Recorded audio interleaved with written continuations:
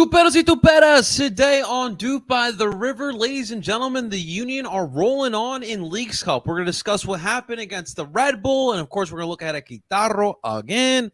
Ladies and gentlemen, don't you dare go anywhere because you do not want to miss this episode of DOOP by the River. And let's get started, guys. Done it! DOOP by the River doesn't do anything well. There is not one. I'm sorry. There was no creativity. As a Union fan, I'd take that all day. Another DP. We need to go get Mario Balotelli.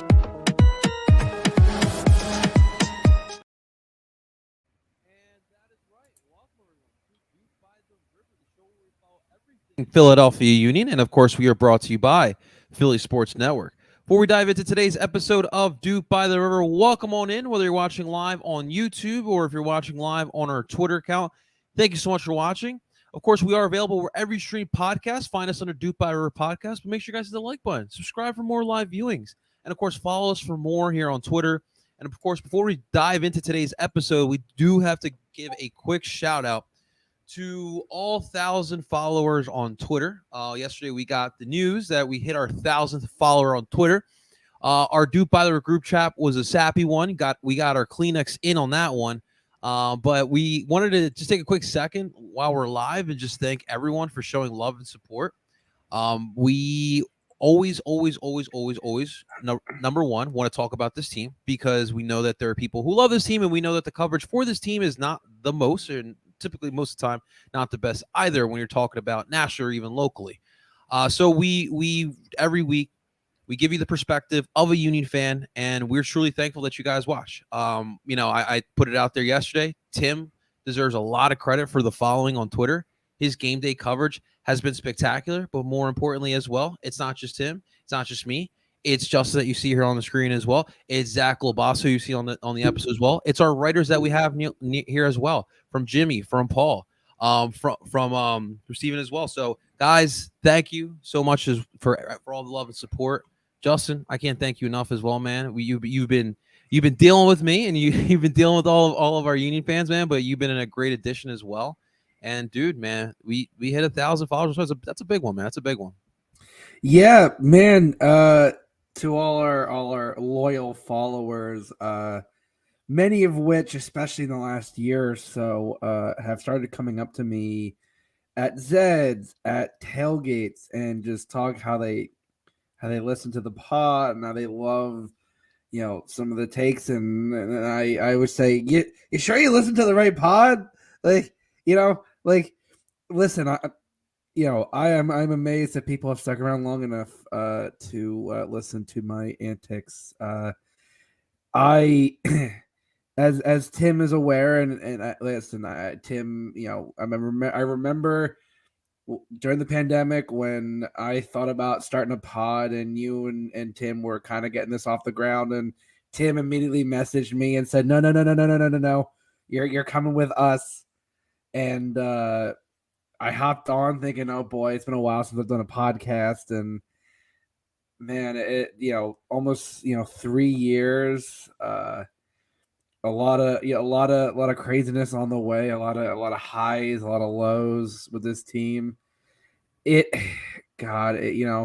amazed that people have listened to us long enough. So genuinely, from the bottom of this big bald heart, thank you all for putting up with my antics, my takes, my ridiculousness, but just letting us do what we love, which is talk about the team that we love so very much. Yeah, dude, and thanks to everyone for his listen. Thanks everyone for following as well. Obviously, a lot more episodes to go. I want to shout out as well all the great guests we've had as well, dude. Like, because of this podcast, we've had Sebastian Latou, we've had Danny Higginbottom, we've had Jack McGlynn, we've had Leon Flock, we had Max Bredos as well. So it's really dope that this podcast has allowed us to talk to people who we didn't know we could ever talk to, and the list is going to continue growing as well. Now, we do have some plans of bringing some more guests on, but those definitely deserve some shout outs as well, man. And the friends especially that we've made along the way. Hell yeah. Especially, to people that I think that I've grown closer to over these times are our good friend Eve from The Ball Is Round. I love talking with Eve, every so often, just kind of shooting the shit and listening. And I love to listen in on her crew. They provide a wonderful insight on not just Montreal, but Canada soccer as a whole. And our good pal, Matt Sia of the EPL boys. Matt, I am now in a regular Instagram reel sharing chat with myself, Matt, and JD.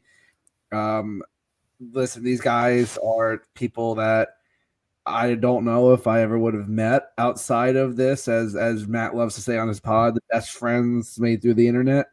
Matt is someone I talk to very regularly, whether it be our disdain of some stuff in the league or our shared worry about Manchester United. It's been a lot of fun, and I've met a lot of fun people along the way with this podcast, and it's kind of funny how many people now who actually listen to Philly Union podcasts will be like, "Oh, you're on, you're on Dupe by the River," and it's like, "Oh yeah, people are starting to listen and recognize," and it's just like a weird sensation, in our little niche area that we're, but it's been a blast, and I love that people have tuned in for God now, Johnny, 3 years now. That where does the Time time flies, go? man. Time does fly, man, and it's been spectacular. You like that? It's great. It's funny you mentioned that. Like, we've met so many people from so many different markets, and Justin, we still need to hit so many more markets simply because of just more podcasters. Need to make more. We need more podcasters and more markets, and also too, with the whole expansion, we're not playing like teams like Austin and Minnesota and Seattle every year, so we haven't been able to talk to those people. But I'm excited to get to talk to some of those content creators out there as well. And yeah, we're continuing growing, man. We're gonna continue growing. We're gonna continue doing this dupe thing, as we say here in Philly. And we realize that this club is growing at a rapid pace, and we love the fans, the OG fans, the day one fans, the 07, 08 fans. But we also love the person who just found the love for the Union as well. And so we just want an inclusive environment here, man. But speaking of which, Justin, I want to talk some shithousery, bro. It's the perfect time with Leagues Cup. We've had some rumors. So it's been really interesting as of late. Like, I don't think I've ever heard this many stars rumored to the MLS. This week you had Neymar, you had Mbappe, Suarez trickle in over the last year and a half. But this summer, the rumors were nuts. Now, nothing more likely is going to happen. I think we're done our deadline anyways, but regardless, do you read anything into it? Is there a bigger picture to any of these rooms? Could we potentially next year or the next couple seasons, could a Neymar and Mbappe type of player legitimately consider the MLS? Mbappe, no. I think that is kind of come on because of the standstill that PSG had put themselves at. Crazy story in its own right as well, by the way. Yeah, at this point, I can completely and understandably side with Mbappe on this. He made his intentions clear, even though he probably should have left for Real when he did. But he also said he wasn't signing a contract further. And PSG really have no leverage other than holding him out of the squad. But a guy like that, he's still going to get caught up to the national team. He's still going to get, the coverage. So, I don't think it's really going to benefit them. Neymar, I could actually see, especially with Messi, with Suarez potentially coming over. I know he's kind of been in limbo with talks. Especially He's because giving he's giving Galaxy all day. He's giving Carson, California all day. Neymar.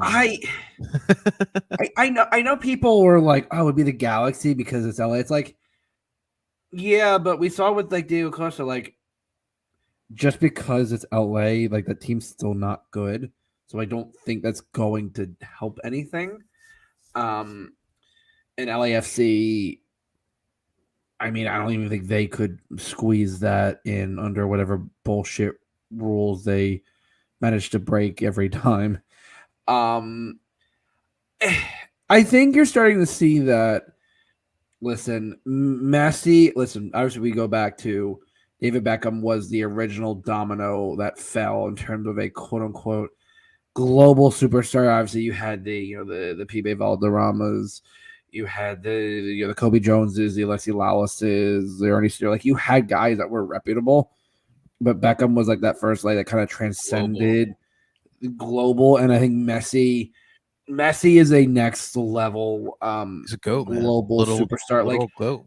literally, probably with not even arguing top 5 player of all time. You can't, like that's not an arguable statement.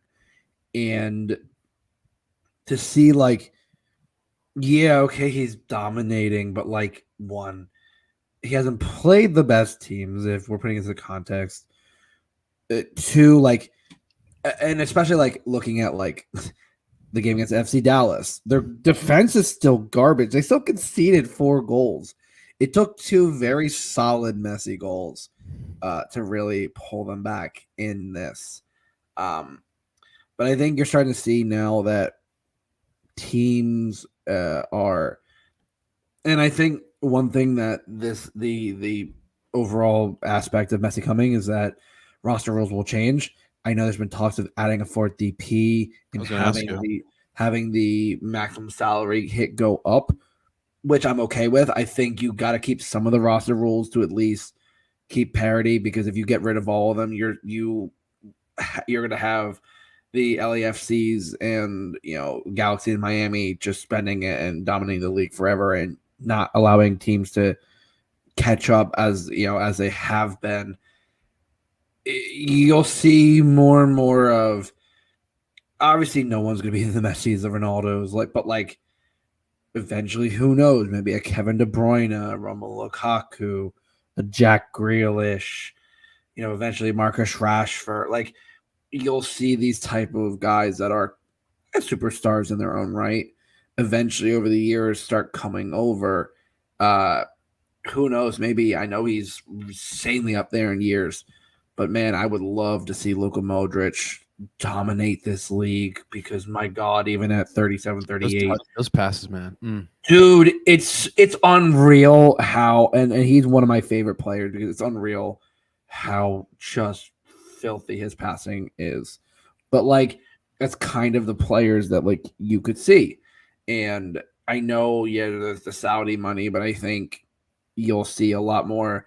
And Messi's kind of the did Fox pick up their TV rights in America? From what I've heard, all indications are that. I mean, listen, it's not surprising me. It's Fox. Let's be honest. It does not. I know, but I think you're starting to see. I mean, listen, Messi was being offered what, like $500 million a year from them, and it's like you saw what the obviously one, he has a house in Miami. 2, the commercial interests for him were better here. I think you'll see that players will realize the value of coming here, because it's not going to be about the money. Like, listen, that's not why a player's going to be coming here. And I think it's kind of a market is untapped in terms of that kind of superstar potential coming over at not the the retirement league age. Like, yeah, Messi is 36, but like, he still can kind of ball out. Like, won the World Cup. yeah, yeah, he's not the same Messi, but right. No one's asking him to do that here. And I think that's why you're trying to see how it's really coming out. So the more that this kind of keeps in the mindset, the more that people kind of have this, and I hope that just not teams like Miami and LA are the ones that are getting these rumors, because I would love to see more players kind of spread themselves. Like when Ronaldo was rumored to SKC, I legit was like, that would be really genuinely mind-boggling and also very interesting to see him play at Children's Mercy Park. Like I'm sure I feel Cavino like feels the same way. it would be wild. Like I feel like that would be something that would be like, okay, that is not something we expected. Or like imagine Mbappe going to the Columbus Crew. Like right? Like that doesn't sound like something that would happen, but wouldn't it be interesting if it actually did? Like And Mbappe partying at I like feel Ohio like that's State the Park. kind of stuff that I'm hoping for. Yeah, listen, I've been down there. I absolutely could party, but like I think that's kind of what I'm hoping for. I don't know if that'll happen, but I think Okay. you'll start to see more players like this start to really make their way over. And if you can balance that with the development league status that you're gaining, I would love to see that balanced effectively. Yeah, I mean, like we're kind of like heading into, I guess, MLS 4.0, and it's like, well, like, why don't we just be like a well balanced league? Like, we can attract stars, we can also develop the future of the sport as well. So, I'm excited to see where this league is going. I mean, we've seen it constantly, like the quality on the pitch, just the like the lore of the league in general, everything, the stock of this league just continues to rise, and I'm excited what other players. I will say this: these star players need to stop watching like MTV or whatever it is, because like there are other great American cities besides New York, besides LA, besides Miami. And I get it. I get why people love the lure of it. But there's some other great cities in it. We have Canada too, man. Like, don't discredit Toronto, don't discredit Vancouver and all that. So we'll see how that this comes about. But let's move along here, Justin, because last night or I'm already losing the day. The last Tuesday night we had a match. Union and Red Bull, obviously this was supposed to be on Monday, but of course with the tornado warning, this got moved here to Tuesday. A 1-1 match. Red Bull get on the board first early on. So just some bad transition, bad turnover. It's a bad transition defense, and Red Bull got on the board first. You get Nathan Harriel, who got up again with the hops in the second half, 67th minute. He gets a header in there off a corner, knotted up, of course. It wouldn't be Union and Red Bull if after 90 minutes it finished in a 1-1 draw. It's just tradition. And the Union in penalty kicks got the job done. Blake got some help from the crossbar, but also got some saves. And Jesus Bueno get the game-winning PK. And yes, sir. And the Union move on here with the PK win. They move on to the next round. I do want to get to the gym comments because they are funny, but I want to talk about some players, and I want to talk about first off the player who won the penalty kick shootout for the Union. Jesus Bueno comes on in the second half, but dude, like his presence was felt. He gets the game-winning goal. People are it's not like it's no Union fans are noticing him, but I think like league-wide, people are starting to hear the name as well. Like we've talked about this, like the the central defensive midfield depth on his team was always deep. And for Bueno, it was trying to fight for those minutes. The dude put in that work. The dude's been getting the minutes, and he's getting that recognition. There is a contingency of Union fans who are saying that this man needs to be in the starting lineup every single match. That's where we're at right now. So, I mean, Justin, like, what did you see from Buenito on Tuesday night, and just in general? Yeah, so the one thing that I definitely noted, especially in the first half, and Tim and I talked about it, was the midfield was causing a lot of problems for the Union. It was very disjointed. You had two players in Brujo and Leon, who Leon can do the destroyer duties, but can't really bring the ball up. Brujo can do the destructive duties, can bring the ball up slightly, but likes to play up higher. And you have Jack McGlynn, who is not really going to be chasing anybody down, and is that regista. And I think that was a poor choice. Not the tactics were wrong, but a poor lineup choice from Jim.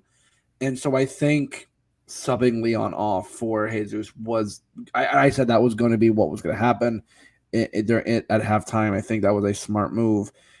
Jesus brings that type of energy. I think initially it was very hot-headed. I think he came to tackles hard and was getting at cars and was starting to kind of, but I think you've started to see over the past few months, and I wonder if it's a conversation with Jim or just kind of his teammates kind of settling him down. you've seen this change in Jesus where he is still providing that spark, providing that energy, but he's doing it smartly. He is allowing himself to get entrenched into the game, to find the moments to. I mean, there were several moments where he timed his tackles so perfectly to challenge. Where there were other moments where instead of going in for the challenge, he backed off, made the smart defensive read, and then cut the play off, and then started the play back the other way. His reading of his position IQ and ability to judge when to time those tackles has been getting better. I definitely think that's something that has absolutely really been a big asset in his game. His willingness to kind of work on combining, to get involved. He's served some solid crosses in. At this point, it is becoming really hard to justify, and this is also with the context that Ali probably won't be there. Daniel, they talked about 1 to 2 weeks, but then I also heard reports that he may only miss Friday if and could be back for the semifinal if which would be a massive help, but also I think you don't want to rush him. But I think having Jesus in there gives you that freedom to have someone who really can, and then have Brujo essentially help protect the back line and have. So I think that gives whoever else is in the midfield more protection to do what they do, and allows Jesus to kind of get in and really set the pace in the midfield, which the Union were severely lacking in the first half. I think they were getting in their own way. Passes were all over the place. I mean, one person in particular, Damian Lowe, who has typically played well, had a horrific first half. It like the amount of misplaced passes, bundling the ball, holding on the ball too long. There was a lot where I just looked and went, this team is their own worst enemy. They're getting in each other's way. And a lot of the changes that were done, especially with Jesus coming in and having like you saw those changes came through, Mikel Uwa coming in. Like as soon as those changes came through, I was like, okay, you noticed the second half started, the Union were on the front foot. They were pushing, and I think Jesus Bueno was a big factor in helping to sway the momentum that ultimately led to the way that, I mean, the Union legitimately probably should have had at least 2 or 3 more. Like the way they were pushing the second half, it felt like another goal was coming. And when it was PKs, it was like, okay, well, this team is still, the momentum is riding high. Yeah. And I think that you definitely saw it in the way that this team responded. Yeah, and another player I want to talk about too is Urre. I think he's being a lot of slack as of late. Not people happy with the only 7 goals throughout this year overall. But when he came in, obviously the Union were running. Gazdag was a more up forward than he is back as his number 10. So no Urre. So kind of was lacking that little creativity. When Urre got in the match, though, you saw the difference. You saw him stretch that back line. The goals, obviously, he needs to score some more goals, but just like again and again and again, like I feel like people just look at goals, and that is the determining factor of a forward. But especially like in this system, where like the movement of the team as a whole is so much more important than just one player and one little stat line there. And I thought Urre proved that there on Tuesday night. Yeah, when Mikel came in, I think it was clear that, again, and we've talked about the success that the Union have had against the Red Bull, and it has been stretching their back line. And immediately, one of the first things that Uwa did was get in a ball and blow past Nealis and force, like, and I think Uwa's not really his hold-up game, but his one-on-one decision-making has gotten better. I think he's definitely started to pick out space for others, dude. That's really what he's been creating a lot of space, deciding when to like. There were times where he'd pass it to Kai on the overlap, or he'd pass it to Bueno or Brujo on the crash on the top of the box. And I think he's been picking up those passes very smartly. And I think that's the problem is people look at it like, oh, a striker's worth is only about goals. Like, well, it's not just that. There's also assists. There's also chances created. There's also the space they open up. And what Mikel was doing was allowing the players getting behind. He was forcing the defenders on the back foot, and then as they were trying to catch up, he was throwing it in with the space in behind. And that definitely was something where it was clear that his presence was being felt. And I think that might be something where for the next game, I think he gets to start because it's clear that he can tire out. And you're starting to see that he can go longer than 60, 65 minutes. He can push to that like 80, 85, even sometimes even 90 mark. So I think he's starting to clearly show that he can stay in there and create problems all game long. Yeah, we'll talk about his effectiveness in the next game in a little bit, but the one thing I'll say too is that like it'd be one thing, Justin, if like this team wasn't scoring goals, but this team is scoring goals, for people to start criticizing his goal amount. Like if we weren't scoring goals, I could understand people coming at Ure, but the goals are falling in. They may not be coming from Ure's feet or head or chest or whatever, but like people are scoring and people are benefiting from his off the ball play. So he continues to me be more, but let's for sure the goals. I will agree. Goals we need some more goals from Ure, but can't discredit what he's been doing. I'm going to pull up the comments. This is from Joe Tanzi. Make sure you guys are following Joe Tanzi. I think Troy's great. Obviously, the interim manager of the Red Bull. He's a great young coach. I think he's doing an incredible job with this team. I really do. He deserves to be a head coach of that team. But I will say this has nothing to do with Troy. For a team to be in 21st place and talk and run their mouths as much as they do on the field, to be beat here 11 times in a row by us is something that, yeah, I'm giving them bulletin board material. But I've had enough of it. Credit to my guys for sticking together and pushing and winning again. But yeah, all of the stuff they had to deal with on the field, off the ball, nonsense, people coming off the bench talking. Bench players that come into the game and talk and run their mouths is just strange, and something I'm going to address and speak my mind because I'm proud of my group. I'm sorry, and the way they have done their talking on the field and have now 11 games in a row, almost 5 years against Red Bull. I think Joe also did correct himself because I think Jim messaged him. It was a clarification. Yeah, 3 draws right in there as well. 8-0-3 in the last 11 games. But yeah, I mean, the gist of it here, by the way, I want to get your thoughts too, Justin, because obviously it's hard when you're watching it from home. But like, I didn't know like the amount of shit talking that was going on. I saw the bickering, the back and forth between the two sides, but not the bench players coming out here. But Jim really raised a good point. Like, Justin, you've been with this team since before day one, right? You remember from 2010 to 2018, dude, it was not fun playing the Red Bull, dude. We hated this team and they always got us. And things have changed since 2018. And it feels awesome. It feels 100% awesome. But like, yeah, like it feels like the Red Bull now are climbing up to us. And the thing is, Justin, we took their model, building from within, that defensive structure that you see here with Philly. Like those are all things Red Bull have been doing for a while. And we perfected it, my dude. Dude, Red Bull are our sons, Justin. Yeah, I thought the comment, it felt weird, admittedly. I mean, for a team that won, like it was definitely not a comment. But I think the problem too with that was the ref lost control of the game.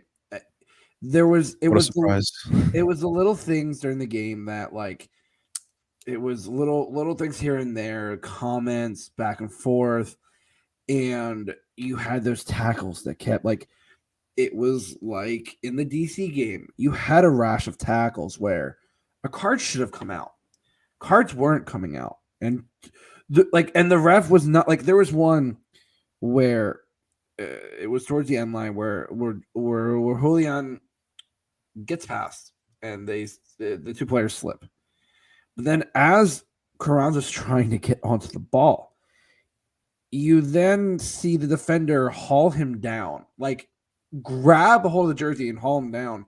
And the ref looks at it and just does the coming together symbol. It's like, no, that's not what happened. And I think, yeah, you saw bench coaches getting up and arguing with the refs. Players were walking into the game and talking smack. I'm not one to say, oh yeah, we're dominant, but it's like over the last 5 years, yeah, it's become much easier in those games. Like, yeah, they're still ugly as shit. They're still very close games, but Jim technically didn't say an inaccurate statement. They have in the last it's 11 games in a row, and at that point, there wasn't much of a reason for Red Bull to come in with that bravado.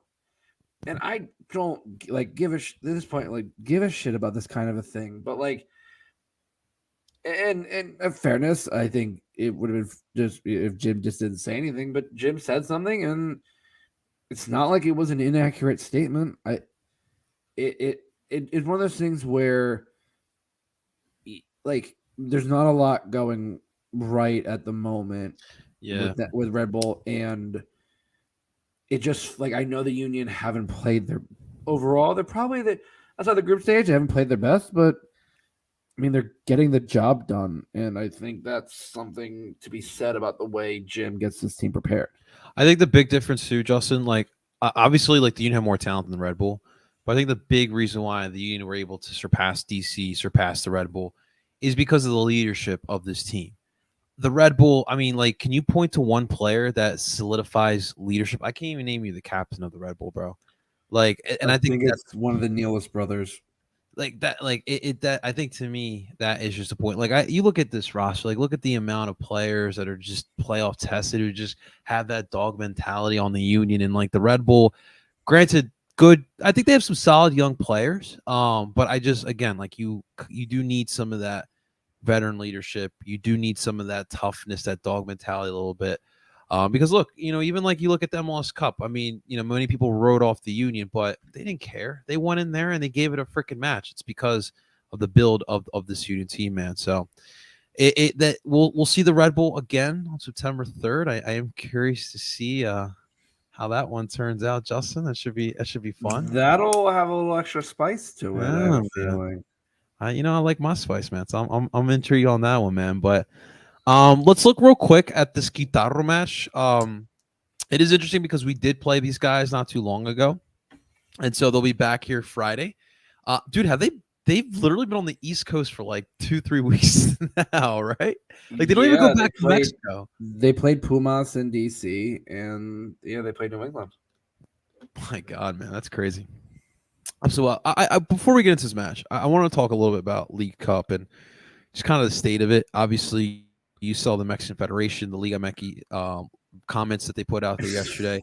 Obviously, I do feel for these teams, it's tough. Guitarro's been here for what 3-4 weeks now, all throughout the East Coast, away from home. That is tough, right? That's like the bubble again. You're down in Orlando for that long. So, I mean, dude, just your thoughts, from the Mexican side, from the referee calls, from just the travel in general. So this is some of the biggest whining I think I've ever seen. This is kind of what is a good rant. This is what grinds my gears. They agreed to this damn tournament. They agreed to it. They took that money solely in the States. Yeah, about the money, about the spots, and you're complaining about VAR, which, oh, by the way, probably the only controversial call involving VAR was between two MLS clubs. And I'm sorry, but with the travel, it's the US is a big country. This is why we talked about to Euro snobs about it's different from from Liverpool traveling to Manchester than it is from the Union traveling to San Jose or Seattle. I think saw those complaints too, man. To me, it is an absolute joke that after they know what they signed up for, that now they whine and bitch and moan and complain. I'm sorry, I get it. The travel must suck. But at the end of the day, you signed up for it. And I know there's more MLS clubs, but overall the matchups have not gone in Liga MX's favor. And like what at this point they're running through the gamut of excuses. And I'm sorry, but last time I checked, we don't get those fucking excuses when they've beaten our butts in CCL. So at this Literally. point, I don't want to fucking hear it. Like this, I saw those comments and it made me laugh because, there's no ground to stand on for this because they know they signed up for it. It was a literal cash grab. They got their teams involved, and guess what? You're finding out what happens when you're staying in the United States traveling for a solid month. Like you started up, and guess what? It happens. So fucking deal with it. I really did think it was hilarious too because of what you said. Like my first thought was like, wait, didn't like Liga MX like wipe us on the floor for CCL all those years? Now I know it's a little bit different because you got to keep in mind we have Caribbean teams, we have Central American teams, but regardless of the fact is that this CCL, the Champions League tournament, has never favored us. Number one, obviously talent, we're slowly getting there, but number two, money. Well, yes, but the scheduling. Dude, the scheduling killed us for so many years. Now we have the talent to kind of surpass that, and luckily, to teams like Seattle and LA have really helped us in that factor. But we didn't make those excuses, man. Like we took it on the chin, we took those beatings, and we got better as the years went on. And luckily now, like it's more of an even playing field. And now it's the CONCACAF Champions League Cup, which I don't care for. CONCACAF Cup. The CONCACAF. I can't get every time people say CONCACAF Cup now, I'm like, what Ugh. the hell are they talking about? I'm like, is there another tournament? I'm like, oh no, wait, they're just changing the damn name of it. Dude, just change it back to the Champions League. Like I don't, whatever. But either way, I thought it was freaking hilarious. I mean, and like like the America fan, like we dealt with the America fans right in 21, and they're not not always the most pleasant. Very passionate, but not always the most pleasant. Dude, the disgrace that they showed in Nashville after the right call was made on the fucking holy shit! Like I'm a goalie, and I get it. You want to, but the dude took a full step in front of the line. The rule is keeping 1 foot on or behind the damn line. It is not that hard. And he probably still would have made the save if he had done it the normal way. And then they throw the fans throwing the beer, dude. Like it's freaking. Well, that might be Nashville. Who knows? Okay. Okay. I don't know. I didn't see, but I remember they threw the water bottle at Gazdag after the PK, so wouldn't surprise me. There you go. All right. So with this Guitarro match, one thing I will say, like, I was watching the first game earlier today, dude. Gazdag probably had his best performance in this tournament in that match. He had, I think, like at 3 out of the 5 goals were based off of him and just his play, whether it was goal or assist. And so, like going into this one, Guitarro, if you remember, Justin, they came into with a game plan. They wanted to play physical. They wanted to match their physicality. They gave those extra pushes. They were extremely physical on the night, and they thought that would work.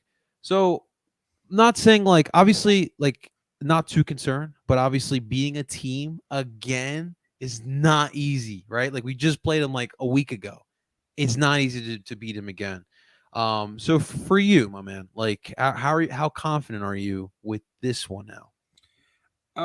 I'm still feeling pretty confident. I mean, like if you look at their goalie made a really good save against Pumas. It was a wonder goal. We're not gonna see a run in it this time around. It's the youngster from Copa America. Yeah, the young guy here. But Fernando Tapia. So like looking at it all, they're still. I mean, they've still barely beaten both those teams. Still impressive wins. Like I'll give them that. PK, but at the end of the day, we're missing Gazdag, but I think the Union were on the front foot, and I think Jim. Listen, Jim's not taking them lightly, but I think if you're the Union, you want to make a statement. You want to get on the front foot again, and I think they'll do that. So I'm pretty confident. Okay. So like for you personally, like you got to start Ure, right? With Carranza. 100%. And so, like, are we doing the same 3 holding midfielders? Like either Bueno. I think you got to change it up. I think Okay. you gotta have Bueno in there. I Okay. think. I wonder. So you got to do Bueno and. Well, you could do Bueno at the tip. So I think this might be the changes. Oh, Bueno at the Have him be the most advanced midfielder. I think he would excel at that. In the 3-5-2 in the possession, or 5-3-2, I think he would absolutely excel at that. Let him run behind the strikers. I could absolutely see him balling out. Dude, like as Holkey would say, Justin just got me moist with that comment right there, man. Dude, I'm in. I'm so on when he thought that's it, bro.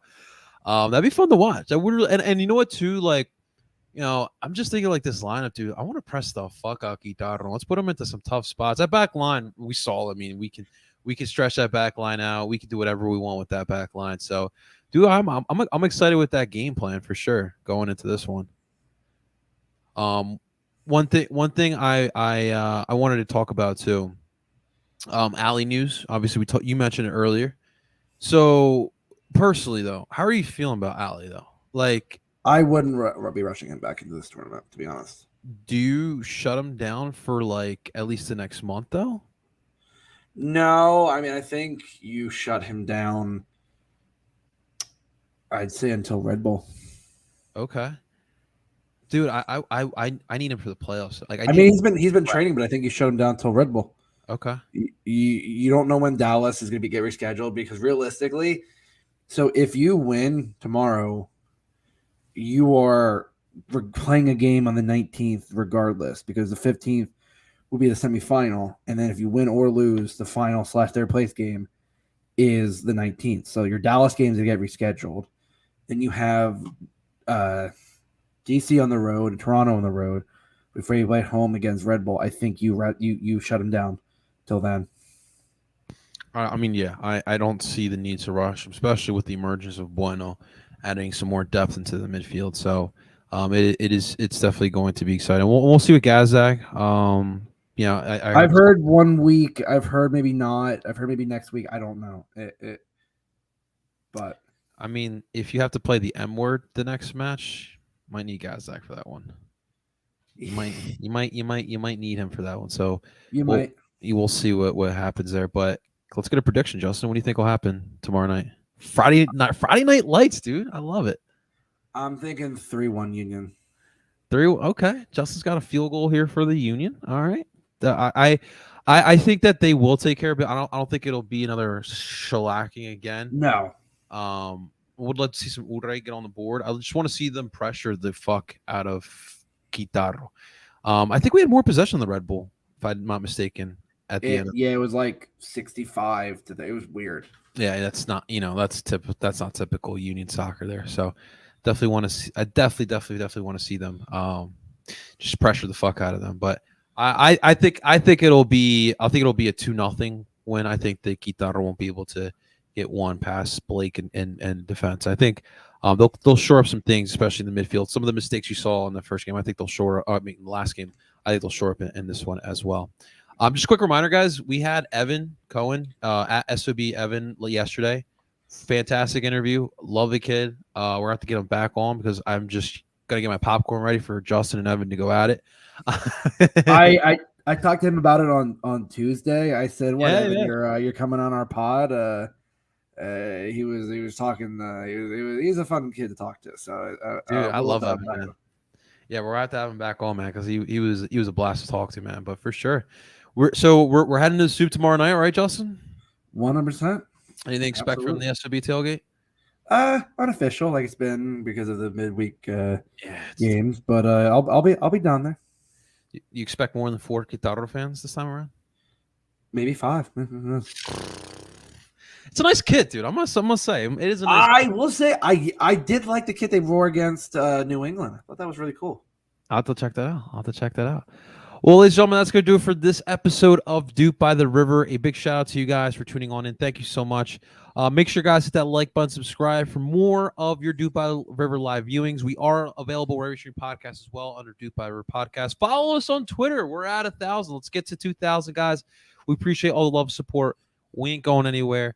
So make sure you guys like, subscribe, and follow for more. Ladies and gentlemen, that is JustinWish.com. Friedberg. I go by the name of Ed Farcero Philly.